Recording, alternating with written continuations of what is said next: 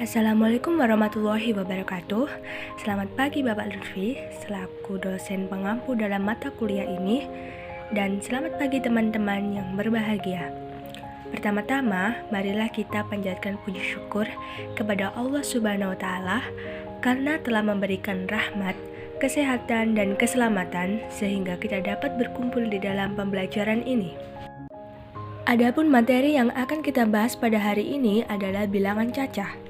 Sebelum menginjak ke sesi pemaparan materi, izinkan kami untuk memperkenalkan diri. Saya, Dina Fitri Setiawati dengan NIM 210404061. Saya Nabila Febiani, NIM 210404063. Saya Siti Mufarokah, NIM 210404077. Saya Bonanza Syahidah Priyamani Adiratna dengan NIM 210404093. Pada materi bilangan cacah, kita akan membahas tentang apa itu konsep dari bilangan cacah dan seperti apa operasi yang ada pada bilangan cacah. Mari kita simak yuk teman-teman pembahasannya. Materi yang pertama yaitu konsep bilangan cacah. Apa sih konsep itu? Hayo, kalian ada yang tahu nggak? Konsep berarti gambaran mental dari objek, proses, pendapat, rancangan yang telah dipikirkan. Agar segala kegiatan berjalan dengan sistematis dan lancar, dibutuhkan suatu perencanaan yang mudah dipahami dan dimengerti. Bilangan cacah dapat didefinisikan sebagai bilangan yang digunakan untuk menyatakan cacah anggota suatu himpunan. Bilangan cacah adalah himpunan bilangan bulat yang tidak negatif, yang artinya yaitu terdiri dari bilangan positif dan bilangan nol. Contoh dari bilangan cacah adalah dimulai dari angka 0, 1, 2, 3, dan seterusnya. Terlihat pada gambar di bawah ini. Jika suatu himpunan yang karena alasan tertentu tidak mempunyai anggota sama sekali, maka cacah anggota himpunan itu dinyatakan dengan 0 dan dinyatakan dengan lambang 0. Jika anggota suatu himpunan hanya terdiri atas satu anggota saja, maka cacah anggota himpunan tersebut adalah 1 dan dinyatakan dengan lambang 1, dan demikian seterusnya.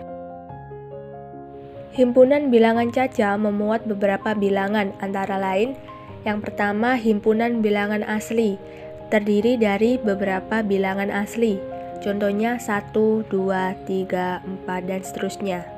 Yang kedua yaitu himpunan bilangan genap, terdiri dari beberapa bilangan genap, contohnya 0, 2, 4, 6, dan seterusnya. Yang ketiga yaitu himpunan bilangan ganjil, terdiri dari beberapa bilangan ganjil, contohnya 1, 3, 5, 7, dan seterusnya. Yang keempat yaitu himpunan bilangan kuadrat, terdiri dari beberapa bilangan kuadrat, contohnya 0, 1, 4, 9, dan seterusnya. Yang kelima yaitu himpunan bilangan prima, yang terdiri dari beberapa bilangan prima, contohnya 2, 3, 5, 7, dan seterusnya. Yang terakhir yaitu himpunan bilangan tersusut atau komposit, terdiri dari bilangan yang lebih besar dari 1 dan bukan merupakan bilangan prima, contohnya yaitu 4, 6, 8, 12, dan seterusnya. Menyatakan himpunan. Bagaimana sih cara kita menyatakan banyaknya anggota suatu himpunan? Ternyata ada 3 cara untuk menyatakan banyaknya anggota suatu himpunan. Yang pertama adalah metode deskripsi, yaitu suatu cara menyatakan himpunan dengan kata-kata. Yang kedua adalah metode rule, suatu cara menyatakan himpunan dengan notasi pembentuk himpunan. Yang ketiga, metode roster atau tabulasi, yaitu suatu cara menyatakan himpunan dengan mendaftarkan anggotanya. Agar lebih mudah memahaminya, kita beri contoh satu persatu. Yang pertama, metode deskripsi. Metode deskripsi itu ciri-cirinya menggunakan kata-kata, seperti B adalah himpunan bilangan faktor dari 8 atau bisa ditulis B sama dengan dalam kurung kurawal faktor dari 8. Dan contoh lainnya seperti M sama dengan dalam kurung kurawal kumpulan huruf vokal. Yang kedua adalah metode rule. Pada metode rule, ciri-cirinya menggunakan notasi, baik itu X, Y, Z, ataupun lainnya. Contohnya, pada himpunan A terdapat notasi-notasi. Cara bacanya adalah Himpunan A anggotanya adalah Y, di mana Y kurang dari 6 dan Y anggota bilangan cacah. Dan yang kedua, cara bacanya adalah X lebih besar dari 2 dan X kurang dari 10. X anggota asli genap. Kira-kira jawabannya apa ya teman-teman? Jawabannya adalah 4, 6, dan 8. Dan yang terakhir adalah metode roster atau tabulasi. Metode roster ini termasuk metode gampang karena anggotanya sudah didaftarkan atau sudah tertulis. Seperti himpunan B, anggotanya ada 1, 2, 6, 9, dan himpunan N ada 0, 1, 4, 8, dan 9. Setelah belajar cara menyatakan suatu anggota himpunan, kita lanjut menentukan anggota himpunan. Di sini ada beberapa soal agar lebih memahami bagaimana cara menentukan anggota himpunan. Yang pertama adalah A adalah himpunan faktor dari 9. Jawabannya adalah 1, 3, 9. Dalam penulisan seperti ini jangan lupa diberi kurung kurawal ya teman-teman. Dan nomor 1 ini masuk dalam metode deskripsi. Lanjut contoh yang kedua. J adalah himpunan bilangan-bilangan asli genap kurang dari 8. Bilangan asli genap yang kurang dari 8 adalah 2, 4, dan 6. Dan yang nomor 3. Cara bacanya adalah Z kurang dari sama dengan 15. Z anggota bilangan asli ganjil. Jawabannya adalah 1, 3, 5, 7, 9, 13, dan 15. Operasi bilangan cacah. Yang pertama adalah penjumlahan. Penjumlahan adalah penambahan sekelompok bilangan atau lebih dan mencari hasil dari proses atau cara menghitung berapa banyaknya sesuatu yang dikumpulkan menjadi satu. Penjumlahan ditandai dengan tanda plus. Contohnya adalah Intan disuruh ibunya membeli 7 butir telur. Ketika dalam perjalanan pulang, tiba-tiba ia ditelepon ibunya lagi untuk membeli 3 telur, sehingga telur yang dibelinya bertambah banyak. Berapa butir telur Intan sekarang? Cara menyelesaikan persoalan tersebut adalah soal tersebut dapat diselesaikan dengan pendekatan model matematika seperti 7 butir telur ditulis menjadi angka 7 dan membeli lagi 3 butir telur yang berarti terjadi penambahan 3 telur. Tanda plus adalah gabungan antara 7 butir telur dan 3 butir telur. Sedangkan hasil dari penjumlahan dihubungkan dengan tanda sama dengan yang mewakili setara. Maka hasil dari 7 ditambah 3 sama dengan 10 atau 10 butir telur. Pada penjumlahan terdapat beberapa sifat. Yang pertama adalah sifat tertutup. Misal diambil 2 bilangan cacah. Jumlah kedua bilangan cacah tersebut akan menghasilkan bilangan cacah juga. Yang kedua, sifat komutatif. Ketika 2 bilangan pada bilangan cacah dijumlahkan, maka jumlah kedua bilangan tersebut tidak berubah meskipun letaknya ditukar. Misal A dan B merupakan sembarangan bilangan dalam bilangan cacah, maka berlaku A ditambah B sama dengan B ditambah A. Yang ketiga adalah sifat identitas. Bilangan istimewa di antara bilangan cacah adalah 0. 0 disebut identitas untuk penjumlahan karena ketika 0 ditambahkan dengan bilangan yang lain, maka tidak ada perubahan. Misal, A merupakan sembarangan bilangan dalam bilangan cacah, maka berlaku A ditambah 0 sama dengan A, dan 0 ditambah A sama dengan A. Sifat asosiatif. Penjumlahan 3 sembarang bilangan cacah berlaku salah satu bilangan dapat dijumlahkan dengan penjumlahan 2 bilangan lainnya. Misalnya A, B, C merupakan sembarang bilangan dalam bilangan cacah, maka berlaku buka kurung A ditambah B tutup kurung ditambah C sama dengan A ditambah buka kurung B ditambah C tutup kurung. Yang kedua adalah pengurangan. Pengurangan adalah proses, cara, perbuatan mengurangi atau mengurangkan. Pengurangan ditandai dengan tanda minus. Pada pengurangan kita mencari selisihnya.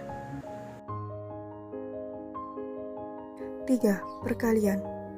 Perkalian merupakan penjumlahan berulang dari bilangan-bilangan yang sama setiap sukunya. Perkalian dibedakan menjadi 2, yaitu perkalian dasar dan perkalian lanjutan. Perkalian dasar. Perkalian dasar merupakan perkalian dari 2 bilangan yang masing-masing terdiri dari 1 angka, yang biasanya disebut dengan perkalian 2 bilangan 1 angka. Pembelajaran perkalian dasar dilakukan dengan memberikan masalah nyata kepada peserta didik sehingga peserta didik mengonstruksi sendiri tentang konsep perkalian di kepalanya. Masalah-masalah yang diberikan kepada peserta didik hendaknya masalah yang dekat dengan kehidupan sehari-hari. Untuk pembinaan keterampilan, guru dapat memberikan permainan-permainan terkait perkalian dasar. Hal ini supaya peserta didik mahir perkalian dasar dengan sendirinya tanpa merasa tertekan. Perkalian dasar merupakan perkalian yang hasil sampai dengan 50, itu berarti objek yang dikaitkan adalah bilangan 1 sampai dengan 50, sedangkan pengalinya adalah bilangan-bilangan dari 1 sampai dengan 10. Contoh dari perkalian dasar, 8 kali 9, yang artinya 8 ditambah 8 ditambah 8 sampai dengan 9 kali. Semua cara berlaku sama. Perkalian lanjut. Perkalian lanjut merupakan perkalian yang melibatkan dua bilangan lebih dari satu angka, yang artinya perkalian dari dua bilangan dengan salah satu bilangannya lebih dari satu angka, atau kedua-duanya lebih dari satu angka. Pembelajaran perkalian lanjut dilakukan dengan memanfaatkan sifat-sifat perkalian, seperti sifat komutatif, sifat distributif, dan sifat asosiatif. Sifat komutatif atau sifat bolak-balik sama. Walaupun angkanya kita bolak-balik, hasilnya akan tetap sama. Contoh, 4 kali 6 sama dengan 6 kali 4. Sifat distributif merupakan sifat operasi hitung dengan dua operasi hitung yang berbeda. Salah satu operasi hitung berfungsi sebagai operasi penyebaran dan operasi lainnya digunakan untuk menyebarkan bilangan yang dikelompokkan dalam tanda kurung. Contoh, A kali dalam kurung B plus C sama dengan dalam kurung A kali B plus dalam kurung A kali C sama dengan D. A kali dalam kurung B minus C sama dengan dalam kurung A kali B minus dalam kurung A kali C sama dengan D, atau A kali dalam kurung B minus C sama dengan dalam kurung A kali B plus dalam kurung A kali minus C sama dengan D. Sifat asosiatif atau pertukaran. Perkalian yang melibatkan tiga sembarang bilangan caca berlaku salah satu bilangan dapat dikalikan dengan perkalian dua bilangan lainnya. Contoh, buka kurung A kali B tutup kurung kali C sama dengan A kali buka kurung B kali C. Bisa dimisalkan dengan perkalian 4 kali buka kurung 3 kali 17 tutup kurung akan lebih mudah dikerjakan dengan buka kurung 4 kali 3 tutup kurung kali 17. 4. Pembagian. Pembagian merupakan proses aritmatika dasar, di mana satu bilangan dipecah rata menjadi bilangan yang lebih kecil sesuai dengan bilangan pembaginya. Pembagian ada dua macam, yaitu pembagian dasar dan pembagian lanjut. A. Pembagian dasar. Dalam pembelajaran pembagian dasar, ketika kita duduk di bangku SD, kita diberikan pengalaman membagi, misalnya dengan membagikan sejumlah barang kepada beberapa temannya. Dengan memberikan pengalaman, peserta didik akan selalu mengingat konsep pembagian tersebut di kepalanya. Selanjutnya, dengan memberi latihan soal berupa angka. Dari situ, kita diajak untuk mengamati hubungan antara bilangan yang dibagi, pembagi, dan hasil baginya. B. Pembagian lanjut. Pembagian lanjut dilakukan dengan teknik yang dikenal dengan sebutan pembagian bersusun. Pembagian bersusun selalu diawali dengan kumpulan terbesar terlebih dahulu. Barulah kemudian dilanjutkan ke satuan kumpulan benda berikutnya yang lebih kecil. Anak-anak akan lebih mudah memaknai perhitungan jika dikaitkan dengan konteks sesuai dengan pengalaman mereka. Anak memiliki tahapan dalam belajar berhitung, di antaranya. Yang ke-1, anak memodelkan permasalahan real mereka dengan menggunakan objek dalam permasalahan. Yang kedua, anak menggunakan representasi semi-konkret dengan gambar-gambar untuk mewakili kuantitas objek dalam permasalahan.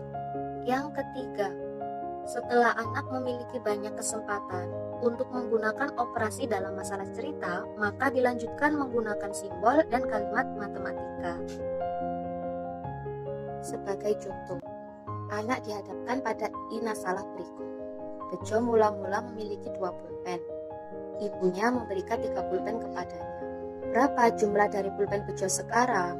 Ketika anak berpikir untuk menjelaskan jawaban di atas, kenalkan bahwa kalimat di atas dapat ditulis dengan 2 ditambah 3. 2 adalah jumlah pulpen Bejo. 3 adalah jumlah pulpen yang diberikan kepadanya. Tanda tambah adalah gabungan antara 2 pulpen dan 3 pulpen.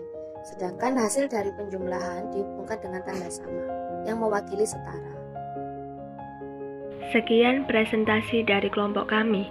Apabila terdapat kesalahan, mohon maaf yang sebesar-besarnya. Wassalamualaikum warahmatullahi wabarakatuh.